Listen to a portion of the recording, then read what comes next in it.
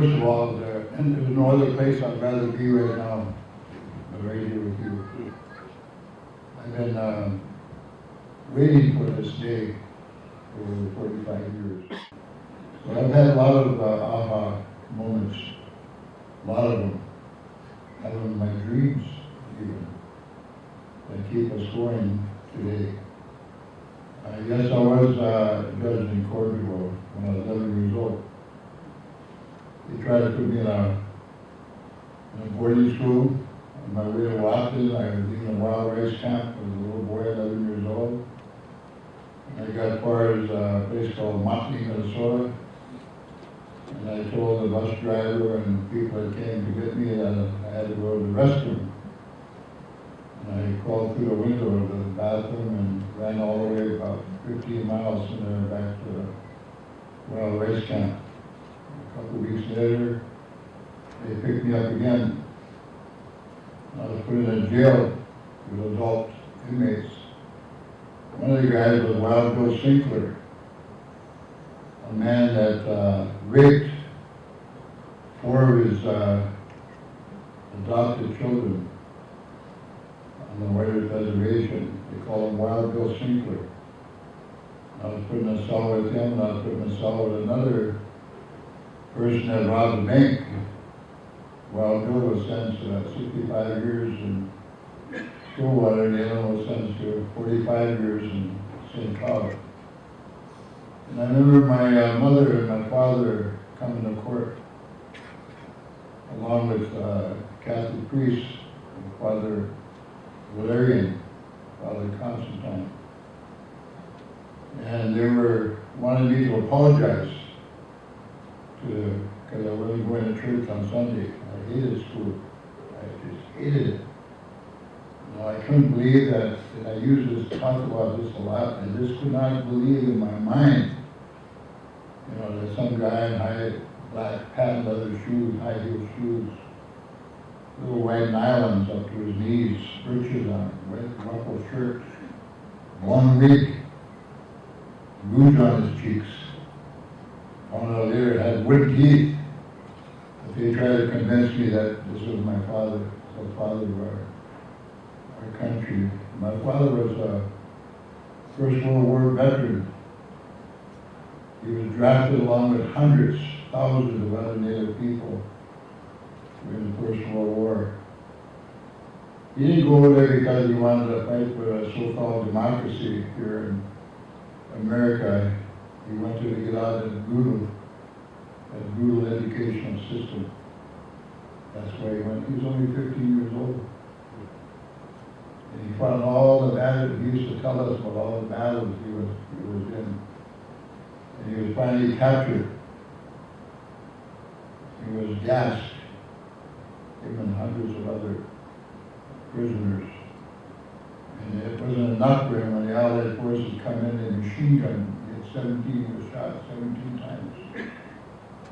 But he crawled under the dead bodies along with several other people, and they found him that way when first they were coming along and shooting those that wiggled a little bit still alive. The Germans were shooting him in the head. And he survived that. And supposedly totally disabled. He was gassed. My father put on a lot of weight because of his gas in the system. And he used to be able to, as a little child, I remember being able to crawl on his body on the lake. I could push him down and he'd come forward right back up like a bottle of gas in his system. And even though he was judged totally disabled, he fathered 7 girls and 5 boys. I was the middle child. But I refused to apologize to the church. I went back to school and went to church every Sunday, received my communion and all that. I could stay free. They tried to put me in Boy Town, Nebraska. I would not relent. I would not tell them I was sorry. I just wanted to get out of that school. And my mother, I remember her crying in the courtroom, begging me to apologize, to come home, to go to school every day. I would not do it. So I never graduated from the 5th grade.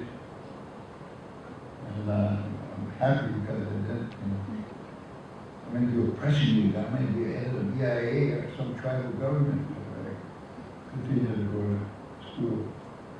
But I went to Red Wing. I was supposed to be there for just a couple of months, and they would review my case. And by this time, maybe they had an opening in some place called Boys Town, Nebraska. But that never happened. So the first night I was there, went up to the dormitory, they threw a blanket over me. As a house father student, watched, I was beaten up, kicked, and had my nose broken, bumps all over me. I knew what it was to be an Indian. I could hear the slurs and the dirty names that I was called. And to survive, I teamed up with a young man. I knew the power of being a coalition to work with other people. Because the blacks in that institution were getting beat up just like me, I met a young man named Leroy Cotton. He was short, his shoulders were wider than the length of his body. He got it the same way I did. So we teamed up. If they beat Leroy, they had to beat me too. If they beat me, they had to beat Leroy too.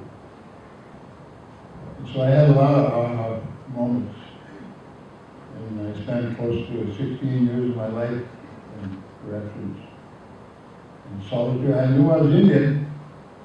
I knew when anybody said anything bad about Indian, but they had to fight me. Because of that, I always ended up in solitary confinement. My odd moment was one day I heard an Indian guy whistling outside the cell. We had little people. You take your blankets, mattress away, you lay on a cold cement slab all day, and maybe 10 o'clock at night they give you a mattress. The only light is a little peephole. And I heard somebody whistling, "You are my sunshine." Peeked through the hole. It was a full-blooded Indian.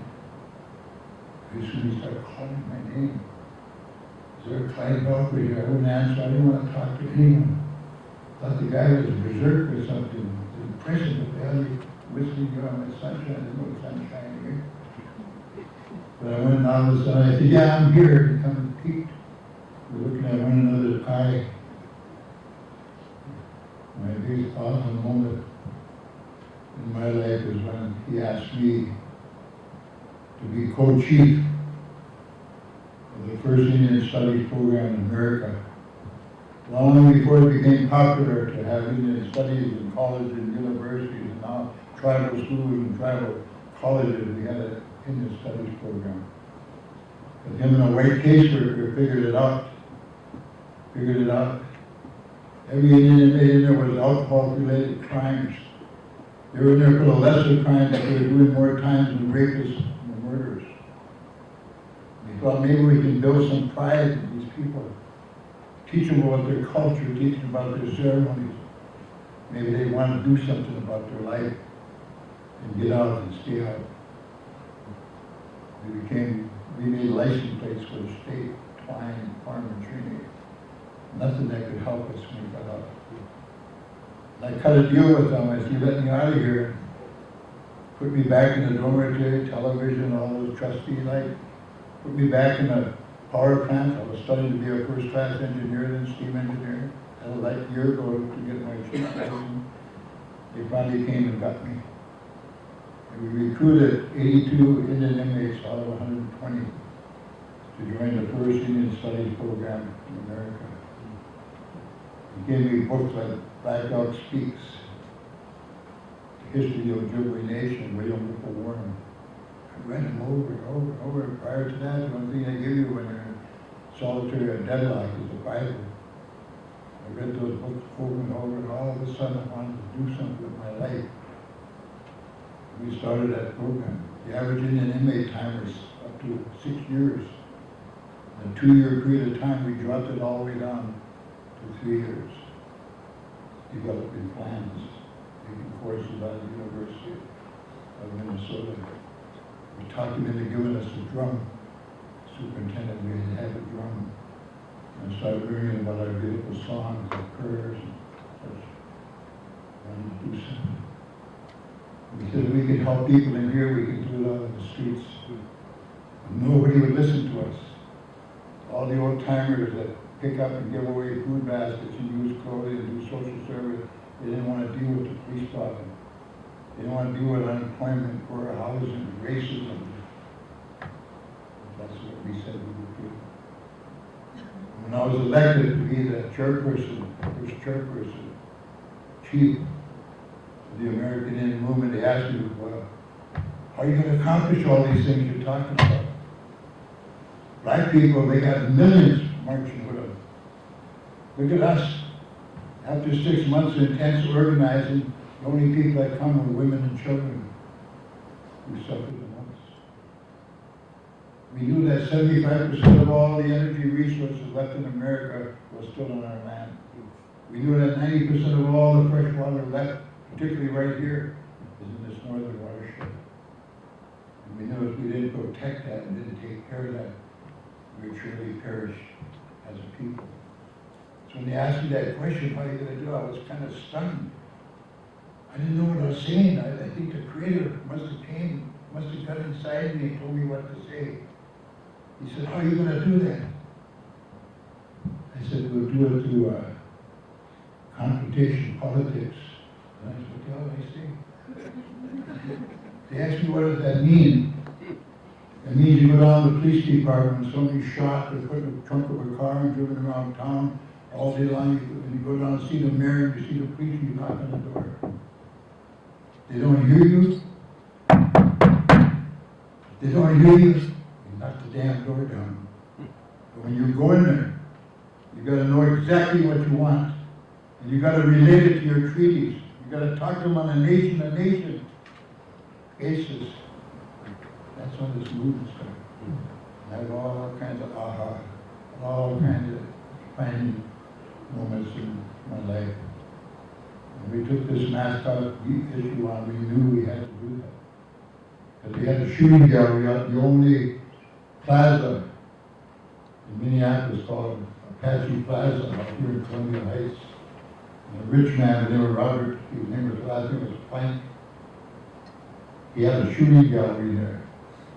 You go in and put your little baby, a little boy, a little girl, they put a cowboy hat on them, they put them on a little horse with bucks like that. Then a squirrel runs by on the screen, boom, knock the squirrel down, right? Get a little bitty plastic boat or something. Then another one comes by, it's a rabbit, boom, knock him down. Get a little bigger cries. And a deer goes by, knock him down, get a small teddy bear. And all of a sudden, here comes an Indian. On the screen goes by, and you kill that Indian. Teach these little boys, 3 or 4 or 5 years old. You shoot and kill that Indian, you get a big teddy bear.